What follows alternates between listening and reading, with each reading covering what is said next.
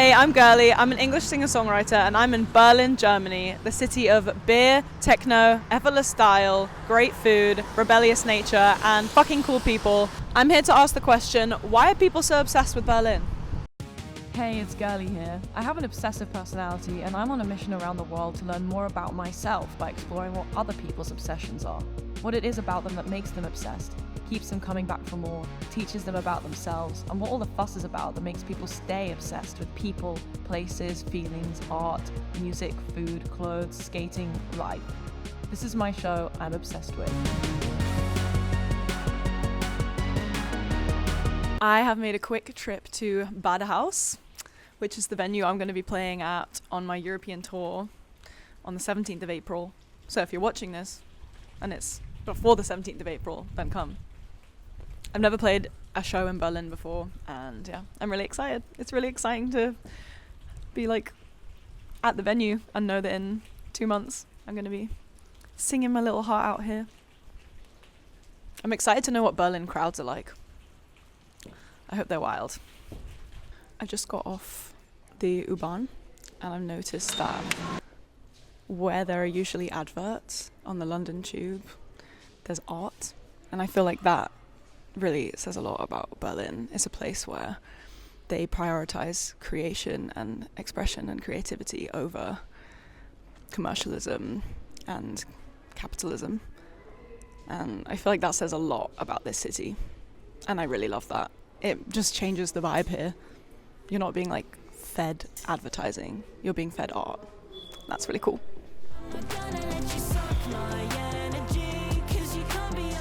I've come to the neighborhood of Neukölln in Berlin to visit Maybachufer Market, which is a local market that happens on Tuesdays and Fridays. Loads of stalls. You can pretty much find anything here. I feel like one of the things I love most about Berlin is you can always find a bargain, and I love markets, so I'm excited to look around. Here we go again, can't just get drunk. Latex, I miss you so much. Then you go and tell your friends she's just a lot, won't stop acting like we're in love. And you cancel our plans for the weekend, like you're washing your hands of the feelings. It takes more than a gift to forgive it and get me back on my back, looking up at the cracks in your ceiling. Over the 4-hour deep chats, after the wine and the weed, you want to see someone for that, not me. The photo automat booths are an iconic fixture in Berlin. The actual photo booths themselves are from the 50s and 60s. However, they arrived in Berlin in 2004 when two Berliner friends were traveling through Switzerland and they saw one, bought it, put it in their local neighborhood in Berlin just to make some extra cash, and it took off. People loved it. There are now 35 of them dotted around Berlin, and you put €3 in, you take 4 photos and you wait for 5 minutes, and the actual photos develop in a little tiny chemical lab in there, and apparently they smell like cabbage. So I do it every time I come to Berlin, and this trip is no exception. Let's go. Get your ego on my back, 'cause three's a crowd. I don't want nobody else, but you're bringing me down. Now I'm really getting tired of your inner child, 'cause man, he's really having a breakdown. New York has its bodegas, Paris has its tabacs, and Berlin has its Spätis. Spatkov translates as late shop. It's basically a place where you can get cheap cigarettes, snacks, €1 beers, and it has tables outside. It's like a corner shop. You can find them on most corners here, and everyone hangs out, drinks for cheap, and it's just a nice, accessible thing for everyone. I love them. They're really cute. Wherever I am in the world, get me to a gay bar and I'll be happy. I've been recommended this place. It's called Silver Future. It's in Neukölln. It's a queer bar. I'm excited to check it out.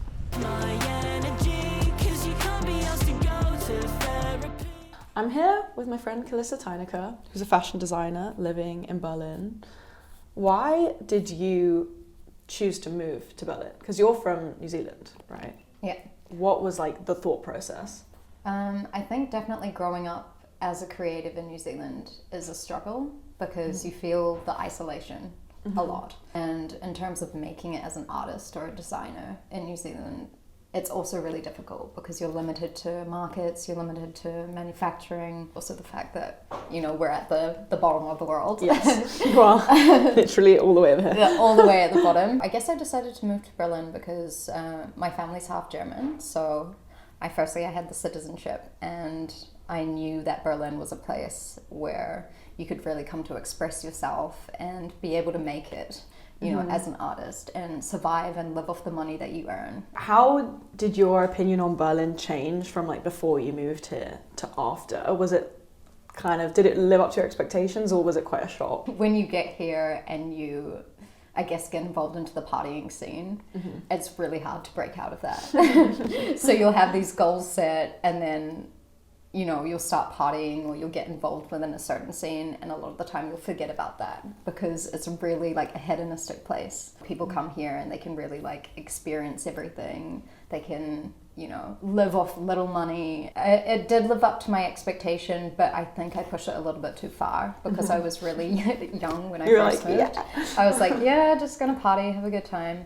And so then I moved home for a year, and I decided to go like sober and straight edge. And you got like a bit too, you like out Berlined yourself. I out Berlined myself, yeah. But it's cool that you came back, because obviously then there were things about here that even if you didn't want to party as much, you still like loved. Exactly. Yeah. I missed it so much. I noticed like I missed the culture, I missed the food, I missed like, you know, people sitting by the spree, like drinking beers in the sun and like smoking. I don't know. It's so nice. It's a great vibe.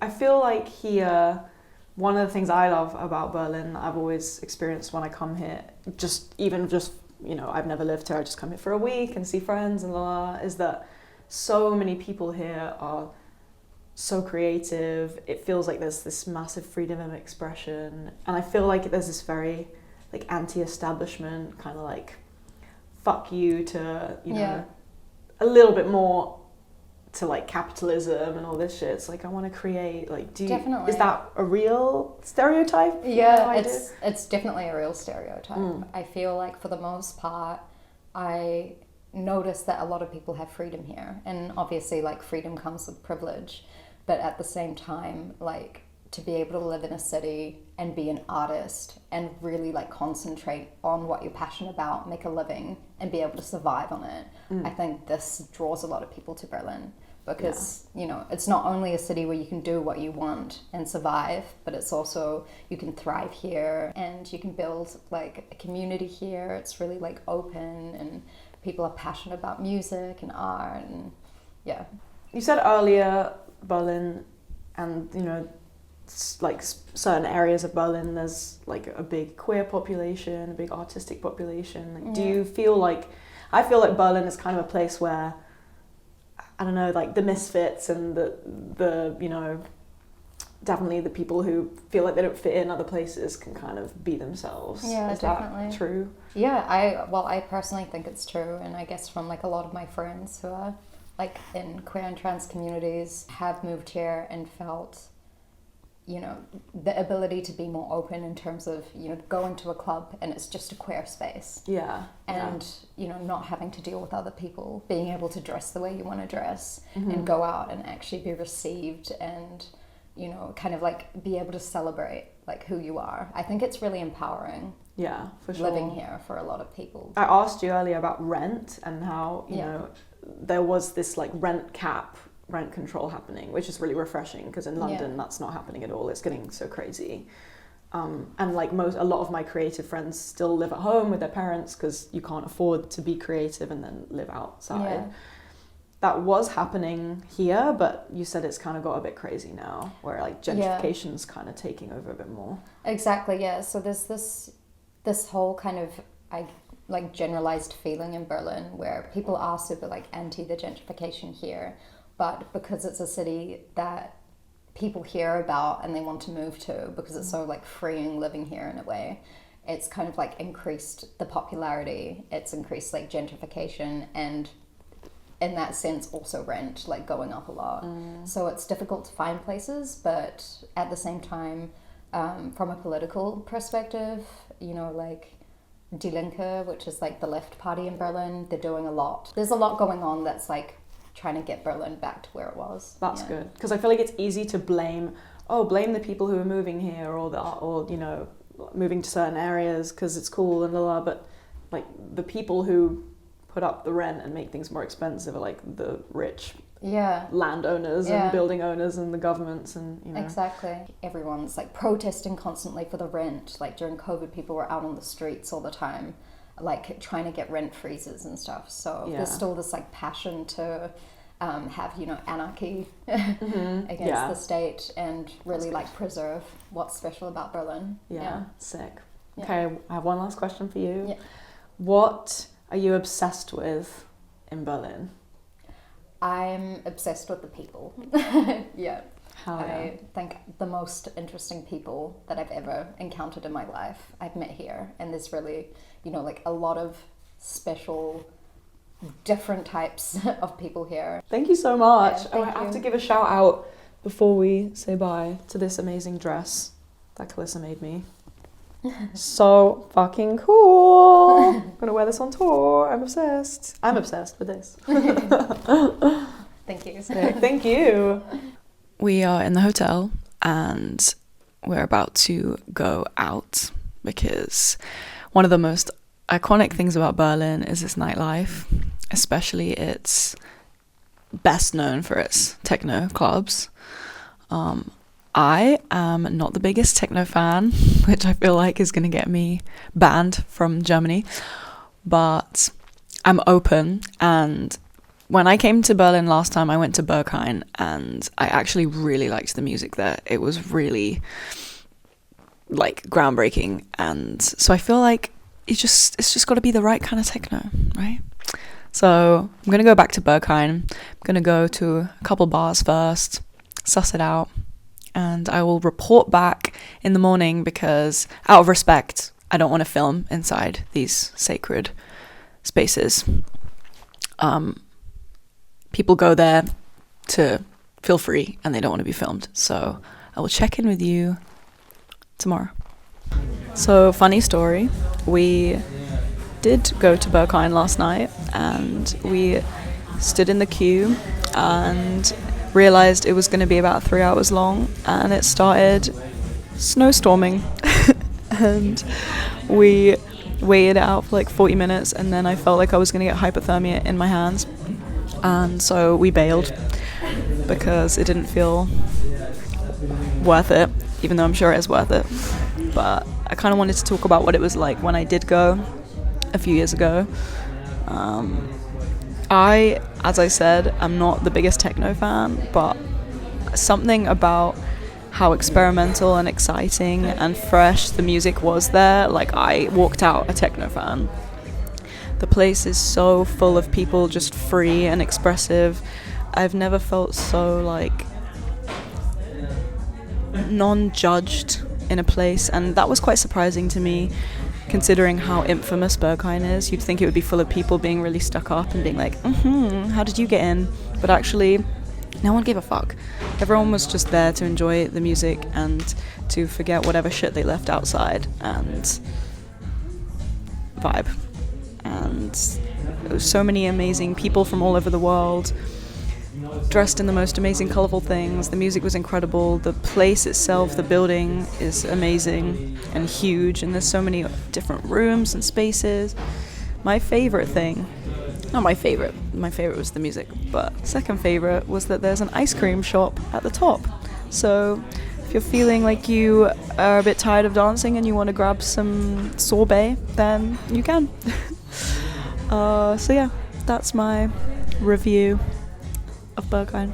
I'm here with my friend Cloudy June, an amazing music artist from Berlin, an original Berliner.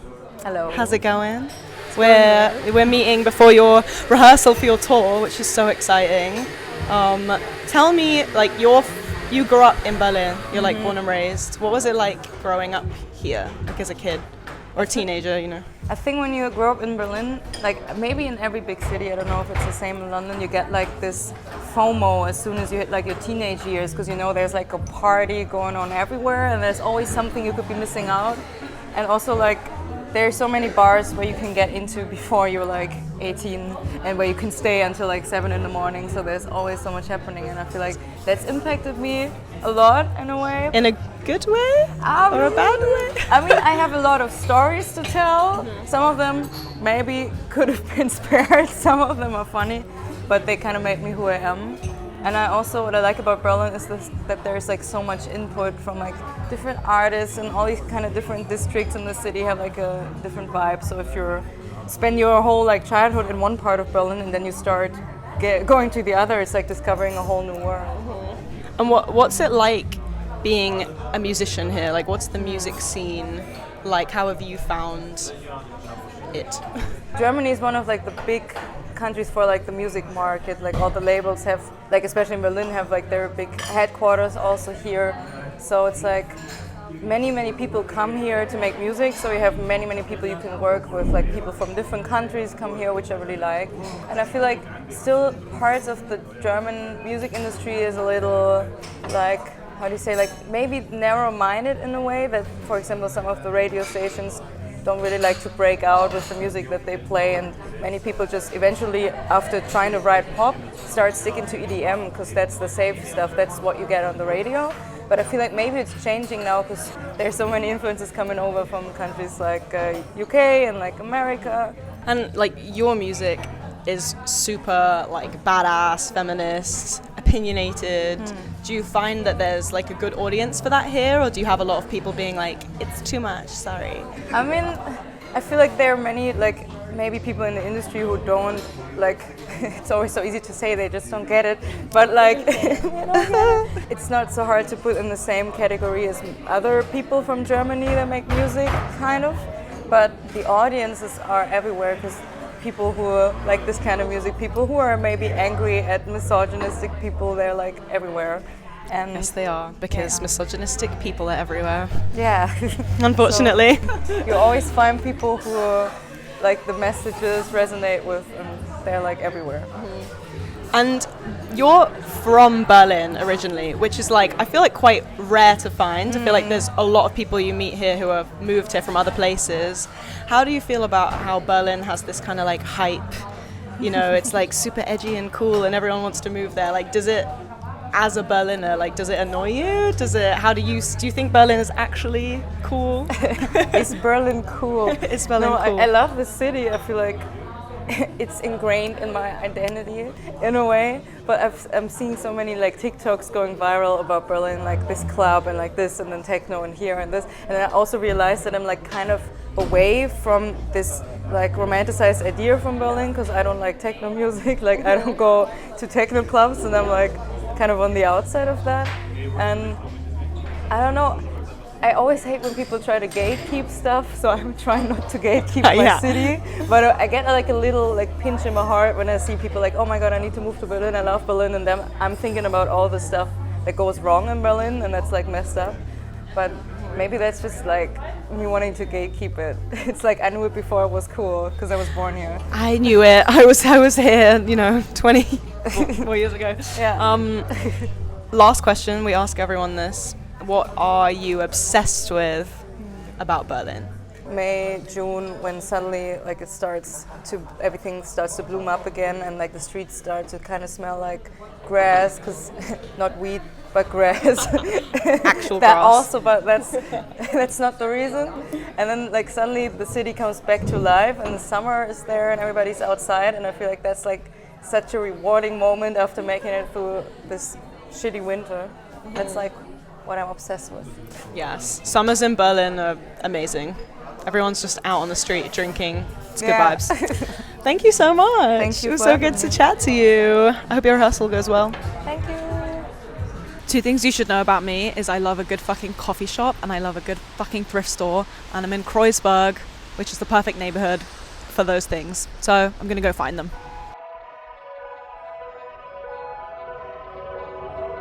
Pretty little lies that you put in my head. Should've seen it coming from the moment we met. When my best friend told my other best friend that their other best friend don't wanna be friends no more, and I'm stuck in a spider's web. I'm in Kreuzberg, Berlin, one of my favorite neighborhoods because of the amount of street art here.